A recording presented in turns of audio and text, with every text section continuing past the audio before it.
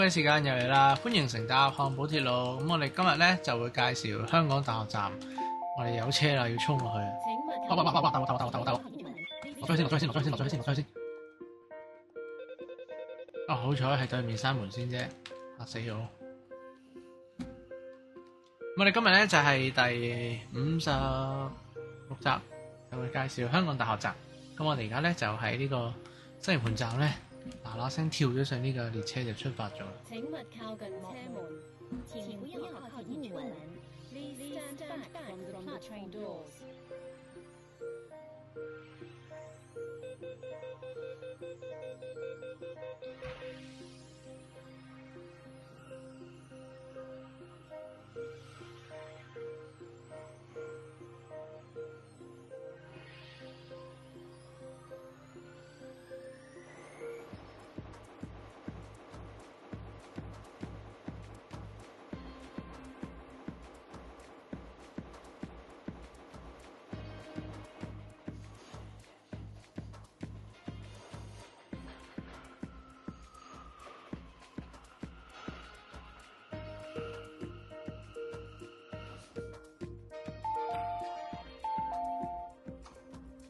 好啦，咁我哋咧就嚟到香港大學站啦。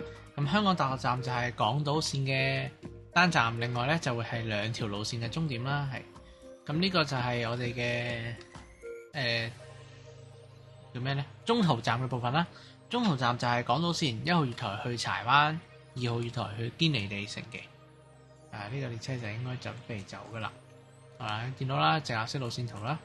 請勿靠近車門，請不要靠近英文。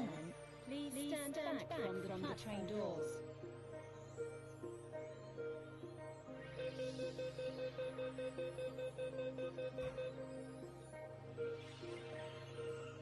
咁中間有升降機啦，之後咧呢邊就有樓梯，前面有扶手電梯啦。嗱，見到呢度有牌寫住咩薄扶林線。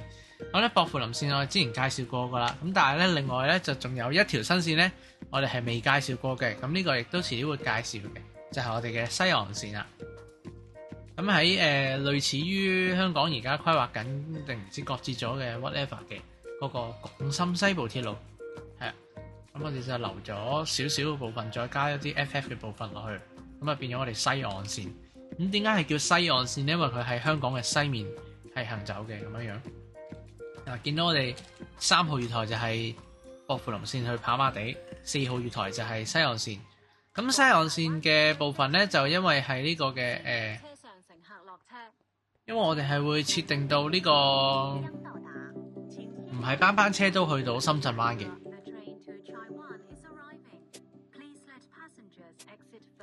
係啦，我哋咧就2+1，咁咧就大部分嘅列車咧就淨係去到流浮山嘅啫。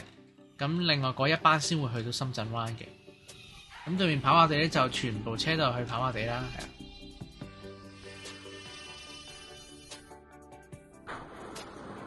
係啊。呢個 S train 裏邊個路線圖都係薄扶林線。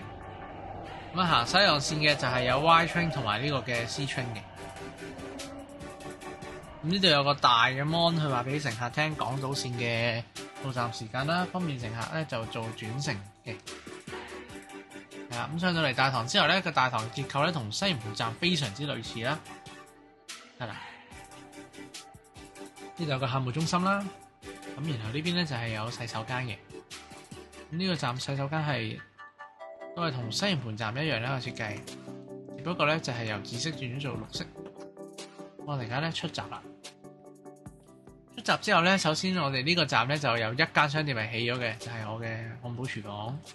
咁咧呢間漢堡廚房同之前嘅漢堡廚房設計上有少少分別嘅。咁落單位擺喺呢個位置啦，取餐位都同一個喺個窿度，所以落單咧基本上落單喺呢度啦，然後你取餐喺呢度啦。咁呢度有啲座位啦，然後廚房我哋有個後門嘅，呢度會有洗手盆啦，有雪櫃啦，有個雪櫃嘅散熱啦，有呢個焗爐啦，然後我哋有炸爐添嘅。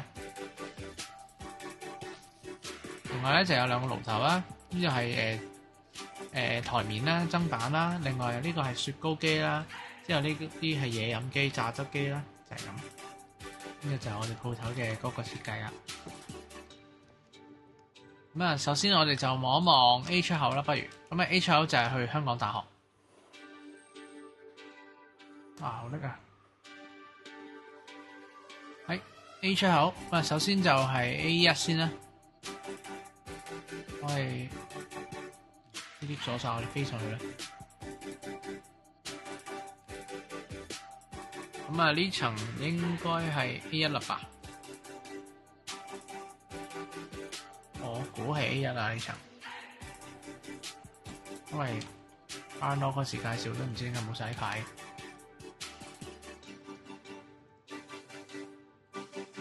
咁之後再上就會係 A2啦，應該我希望係啦，冇錯，上面就係 A2啦。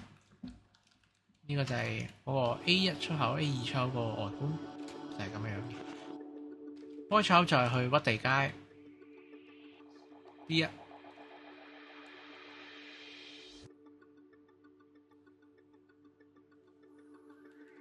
咁啊，扶手電梯上去啦。呢個就係屈地街出口，跟住咧 B2 出口就係去山道。呢個部 lift 啦，封咗啦。Stair is fixing 呢度有條樓梯嘅。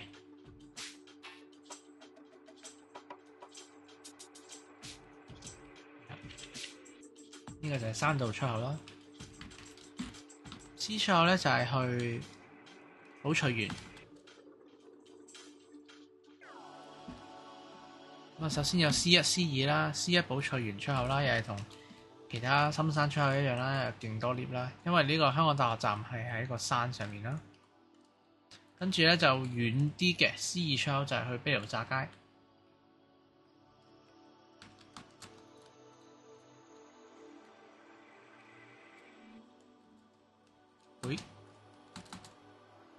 就係咁啦。咁我哋咧嘅香港大學站咧就介紹啦，未訂閱咧就記得要訂閱我嘅 channel，follow 明契子同九龍城交通。咁我哋咧就可以追蹤住最新九龍城區嘅交通資訊。咁我哋咧上一集嘅問答環節係咩？我已經唔記得咗啦。我會喺個下邊嗰個字幕嗰度打翻出嚟嘅。係啊，咁今集嘅問題問咩好咧？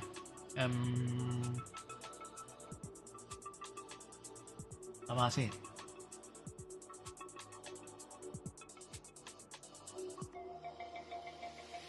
好啦，睇下大家頭先有冇留心睇片。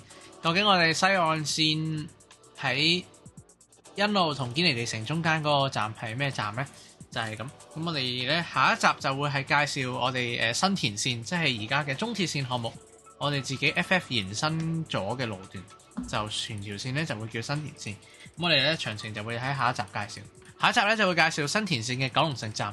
咁我哋約定大家下次喺同一嘅時間再見。多謝乘搭漢寶鐵路，拜拜。